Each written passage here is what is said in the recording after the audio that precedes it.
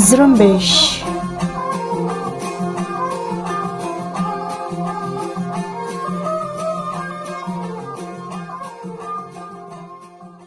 یہ ریڈیو زرمبش اردو کی آواز ہے۔ آج اتوار کا دن 4 اپریل اور سال 2021 ہے۔ آج کے نیوز بلیٹن میں سارن بلوچ حاضر خدمت ہے۔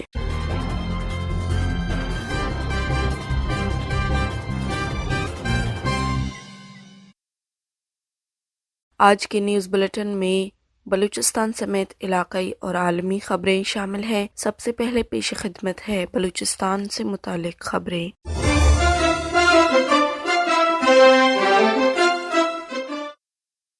گوادر میں زیر تعمیر بین الاقوامی ایئرپورٹ پر راکٹوں سے حملہ کیا گیا ہے۔ ریڈیو زرمبش کو ملنے والی اطلاعات کے مطابق گوادر میں زیر تعمیر انٹرنیشنل ایئرپورٹ پر نامعلوم افراد نے جمعے کی شام راکٹوں سے حملہ کیا جو ایئرپورٹ کے زیر تعمیر علاقے میں گرے۔ گوادر ایئرپورٹ پر حملے کی ذمہ داری بلوچستان لبریشن فرنٹ کے ترجمان میجر گوہرم بلوچ نے قبول کر کے کہا ہے کہ BLF کے سرماچاروں نے جمعے کی شام 6 بجے گوادر کے علاقے گورانڈانی میں زیر تعمیر نئے انٹرنیشنل ایئرپورٹ پر BM-12 کے 2 راکٹ فائر کیے جو تعمیراتی ایریا میں گرے، جس سے قابض سامراجی قوتوں کو بھاری جانی اور مالی نقصان اٹھانا پڑا۔ میجر گوہرم بلوچ نے قابض پاکستانی فوج پر ایک اور حملے کی ذمہ داری قبول کرتے ہوئے کہا ہے کہ پنجگور میں گچ کے علاقے ٹوبہ میں 3 فوجی اہلکار BLF کے بچھائے ہوئے بارودی سرنگ کی زد میں آ کر ہلاک ہوئے ہیں۔ میجر گوہرم بلوچ کے مطابق سرماچاروں نے جمعے کے روز گچ کے علاقے ٹوبہ میں قابض فوج کے مورچے میں ایک بارودی سرنگ نصب کیا تھا۔ دوسری طرف بلوچ لبریشن آرمی کے ترجمان جیند بلوچ نے کہا ہے کہ BLA کے سرماچاروں نے خزدار میں قابض پاکستانی فوج کے اہلکار صادق احمد گزگی کے گھر پر جمعے کی رات دستی بم سے حملہ کیا۔ جیند بلوچ کے مطابق مذکورہ شخص گزشتہ طویل عرصے سے قابض پاکستانی فوج کے ایما پر بلوچ قومی تحریک کے خلاف سرگرم ہے۔ اس طرح لشکر بلوچستان کے ترجمان لونگ بلوچ نے ایک بیان میں کہا ہے کہ جمعے کی شب لشکر بلوچستان کے سرماچاروں نے کیچ کے علاقے ہوشاب میں پاکستانی فورسز کی چوکی پر خودکار ہتھیاروں سے حملہ کیا۔ ترجمان کے مطابق حملے میں قابض پاکستانی فورسز کی چوکی اور اہلکاروں کو جانی مالی نقصان پہنچا۔ کیچ کے علاقے تمپ میں قابض پاکستانی فوج نے جارحیت کرتے ہوئے سیاسی کارکنوں، بلوچ شہدا، شاعر اور گلوکار کے گھروں پر چھاپے مار کر توڑ پھوڑ کی اور خواتین کے ساتھ ناروا سلوک کیا۔ ریڈیو زرمبش کو ملنے والی اطلاعات کے مطابق نذرآباد تمپ میں انور ولد آدم کے گھر پر جارحانہ کارروائی کے دوران قابض پاکستانی فوج نے بچوں اور خواتین کو ہراساں کیا اور انور کے 16 سالہ بیٹے ولید کو جبری لاپتہ کیا گیا۔ اسی طرح تمپ ہی میں علی جان قوم دوست گلوکار منہاج مختار اور شہید عرفان کے گھروں پر بھی قابض فوج نے دھاوا بول کر بچوں اور خواتین کو ہراساں کیا گیا۔ دوسری طرف بلوچ نیشنل موومنٹ کے مرکزی ترجمان نے تمپ میں BNM کی شہید رہنما اور BSO آزاد کے سابق چیئرپرسن بانو کریمہ بلوچ، علی جان قومی، شہید عرفان اور منہاج مختار بلوچ کے گھروں پر پاکستانی فوج کے چھاپے، توڑ پھوڑ اور تخریب کاری، جبکہ سوراب سے ماما قدیر بلوچ کے بھتیجوں کی جبری گمشدگی کی شدید الفاظ میں مذمت کی اور اس کو اجتماعی سزا کا تسلسل قرار دیتے ہوئے کہا بلوچ کا دشمن اتنا بے ظرف اور اخلاقیات سے عاری ہے کہ شہدا کے گھر، قبر اور پسماندگان بھی اس کے بربریت کا نشانہ بنتے ہیں۔ انہوں نے کہا پاکستان تسلسل کے ساتھ بلوچ قوم کو اجتماعی تشدد کا نشانہ بنا رہا ہے، ہر گزرتے وقت کے ساتھ بربریت میں اضافہ کیا جا رہا ہے۔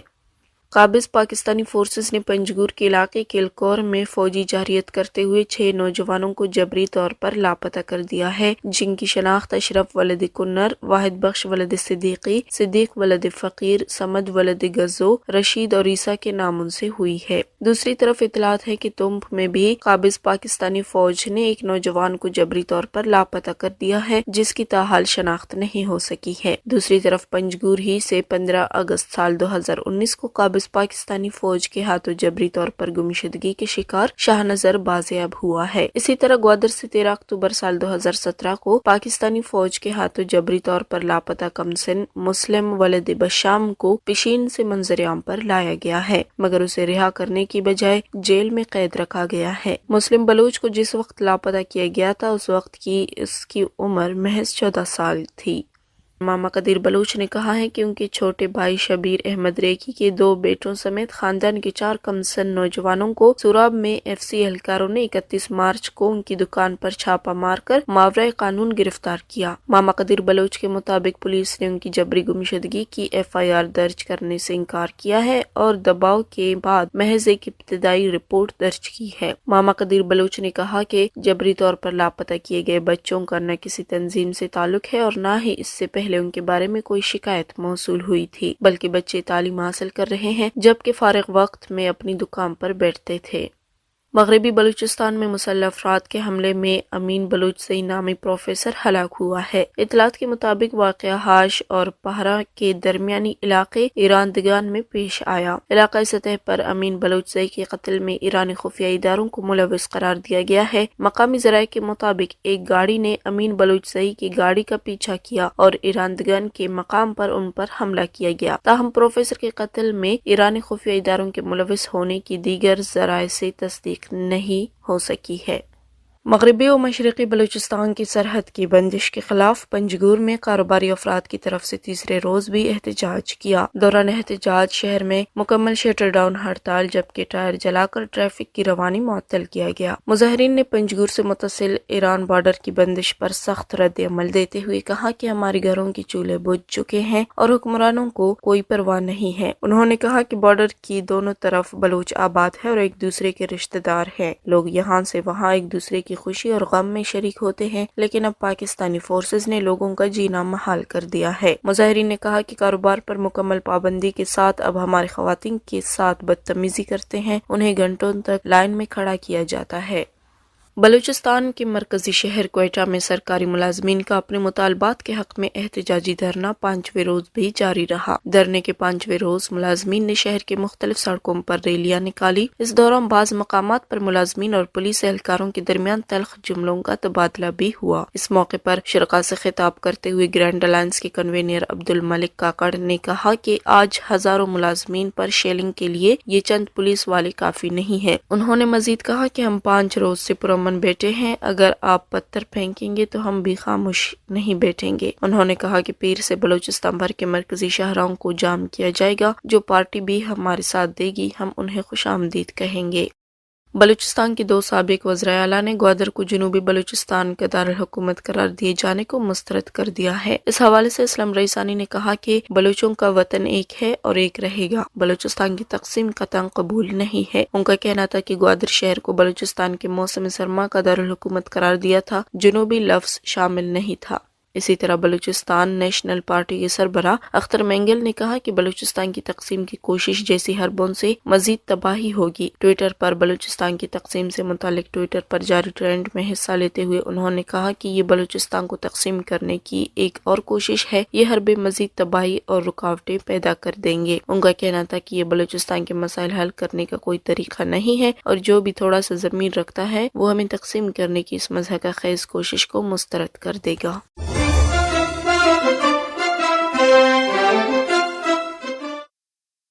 ये थे बलूचिस्तान से मुतालिक खबरें। अब इलाक़ाई और आलमी खबरें पेश कर रहे हैं खलील वाडेला।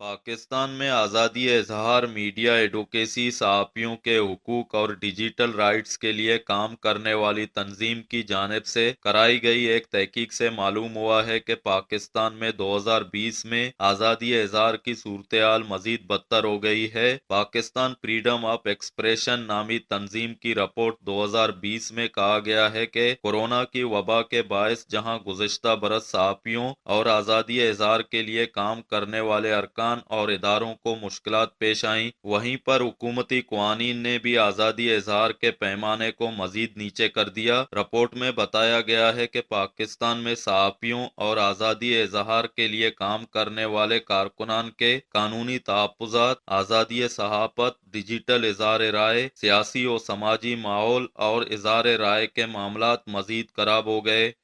پاکستان مسلم لیگ نواز اور جمعیت علماء اسلام پہ سمیت اپوزیشن کی 5 جماعتوں نے پاکستان کے سینٹ میں الگ بلاک بنانے کا فیصلہ کر لیا ہے۔ اس حوالے سے مسلم لیگ نواز کے سینٹ میں پارلیمانی لیڈر اعظم نذیر نے کہا ہے کہ نون لیگ سمیت 5 جماعتوں نے سینٹ میں 27 اپوزیشن سینیٹرز کا الگ بلاک بنانے پر اتفاق کیا ہے، جو مسلم لیگ نون، جمعیت علماء اسلام پہ، پشتونخوا ملی عوامی پارٹی، نیشنل پارٹی اور بلوچستان نیشنل پارٹی پر مشتمل ہوگا۔ اعظم نذیر نے مزید کہا کہ اجلاس میں پاکستان پیپلز پارٹی اور عوامی نیشنل پارٹی سے وضاحت طلب کرنے کے لیے صدر پی ڈی ایم مولانا فضل الرحمان سے رجوع کرنے کا بھی فیصلہ کیا گیا ہے۔ کورونا وائرس کی نئی قسم کے بڑھتے ہوئے کیسز کے تناظر میں برطانیہ نے 9 اپریل سے پاکستان سمیت 4 ممالک کو پابندیوں سے متعلق ریڈ لسٹ میں شامل کر لیا ہے۔ برطانوی ہائی کمشنر کرسٹن ٹرنر نے سماجی رابطے کی ویب سائٹ ٹویٹر پر بتایا ہے کہ 9 اپریل سے برطانیہ میں شروع ہونے والی سفری پابندیوں میں پاکستان بھی شامل ہوگا۔ کرسٹن ٹرنر کے مطابق برطانوی حکومت نے کورونا وائرس کیسز پر نظر ثانی کے بعد سرحدی حدود میں داخلے کے حوالے سے یہ فیصلہ کیا ہے، جبکہ پاکستان کو برطانیہ کی سفری پابندیوں کی ریڈ لسٹ میں شامل کیا گیا ہے۔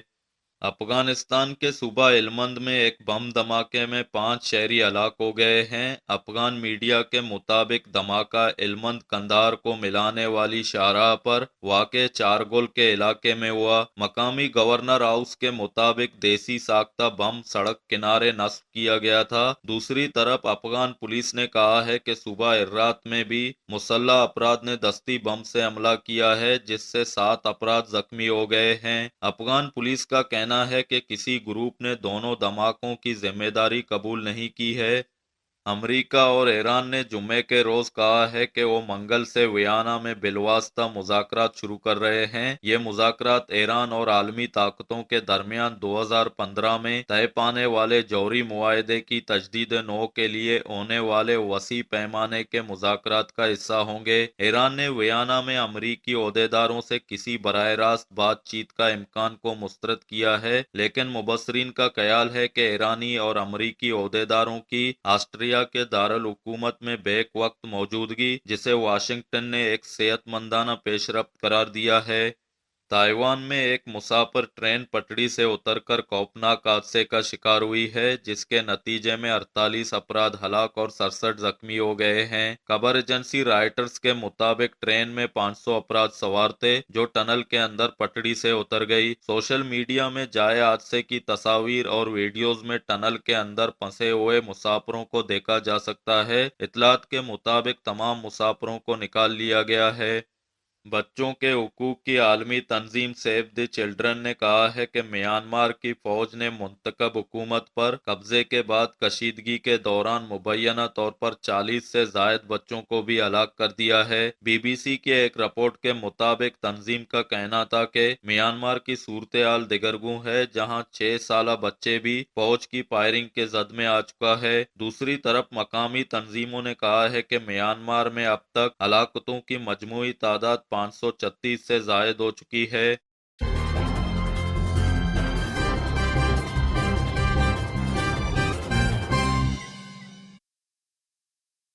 اسی کے ساتھ ہی آج کی نیوز بلیٹن کا اختتام ہوتا ہے۔ سارن بلوچ کو اجازت دیجیے اور مزید خبروں کے لیے وزٹ کرتے رہیے ہماری ویب سائٹ زرمبش.com۔